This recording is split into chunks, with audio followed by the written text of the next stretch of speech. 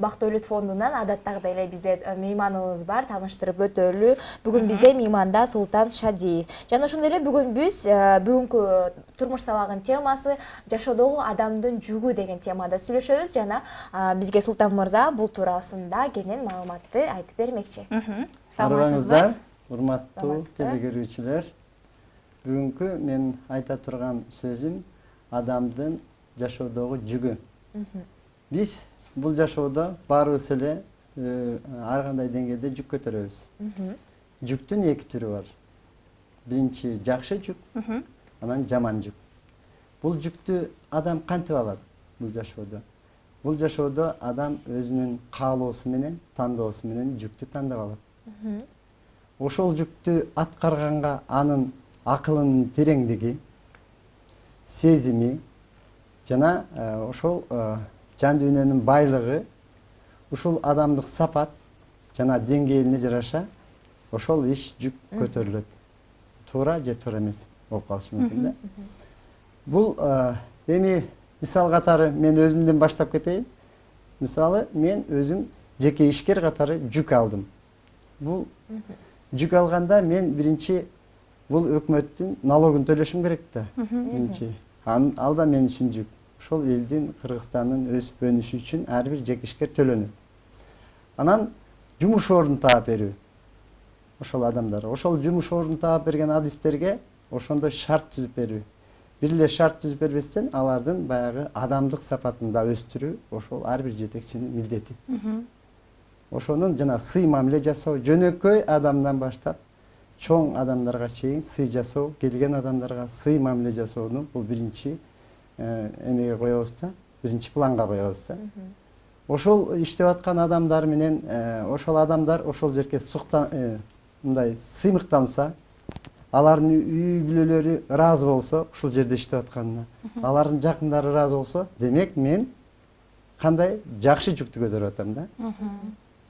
Мына өзүңөр деле карап көрсөк, мына силер деле эрте менен таң эртеден келип алып, ушу эл жердин бир көңүлүн көтөрөлү, таңкы бир жакшы сөз айтып калалы, жакшы ургузалы деп, силер дагы бул Кыргызстан үчүн жакшы чоң жүктөрдү көтөрүп атасыздар. Эгерде силерди ушул теледен мактаса, каалоо сөздөрүн айтса, силер сыймыктанып дагы күчтүү болуп иштей бересиңер. Демек силер жакшы жүк көтөрүп атасыңар да.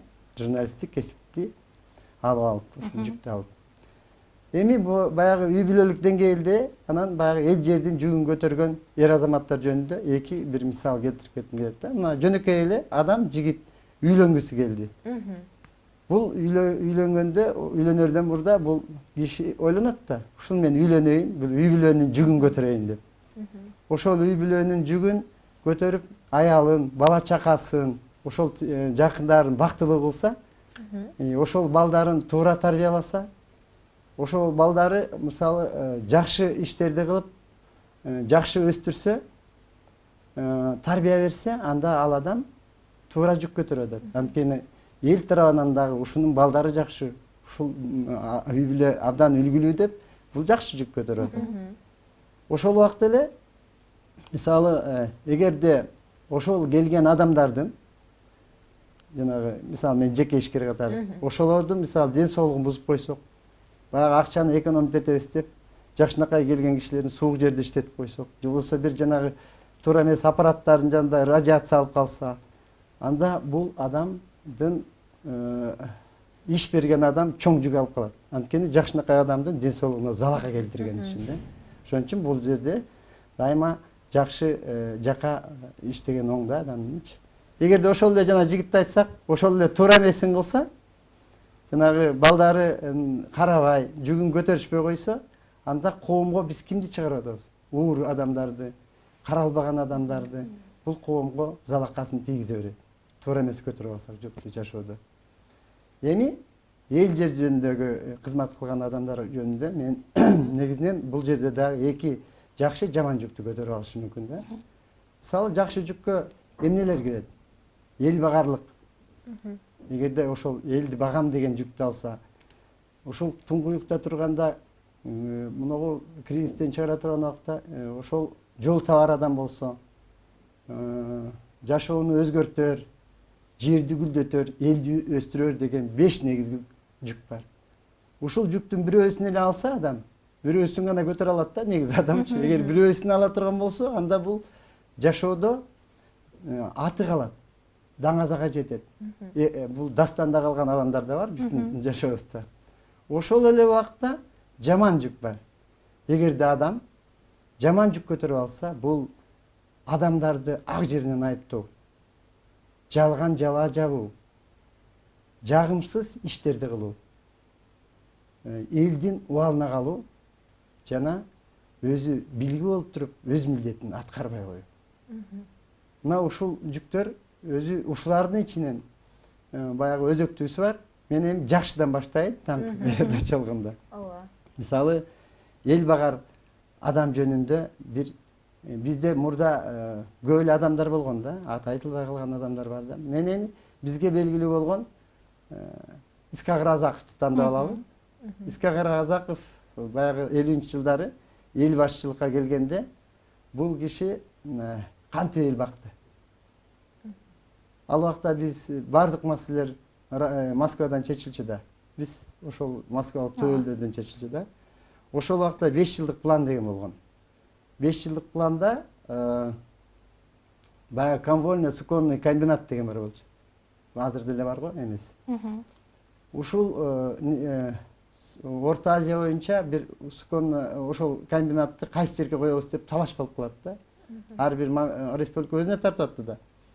Ошондо биздин Искак Разаковдун жөн билгилиги, акылмандыгы, жашоону ошол акылынын тереңдиги менен биздин Фрунзе шаарына алып келген да. Бул Таразда же Алматыда курулмак экен да.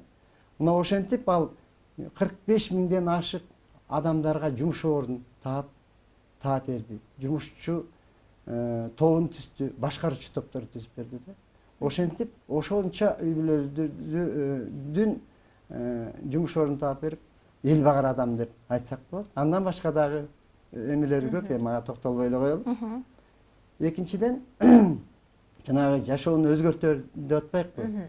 Бул өтө чоң нерсе, жашоону өзгөртөр дегенчи. Бул Манасты айтсак болот. Ооба. Жана кулалы таптап куш кылдым, курама журттан эл кылдым дейт. Ошондо кулалы деген жөнөкөй эле куш да.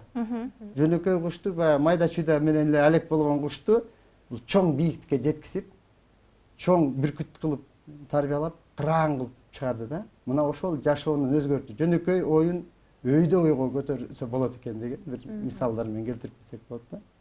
Ошондой бар аны баягы биздин колдон эчтеке келбейт дебей, Кытайды барып жана чабып атпайбы эпоста. Мына ошондой адамдардын аты эпоста, дастанда калат.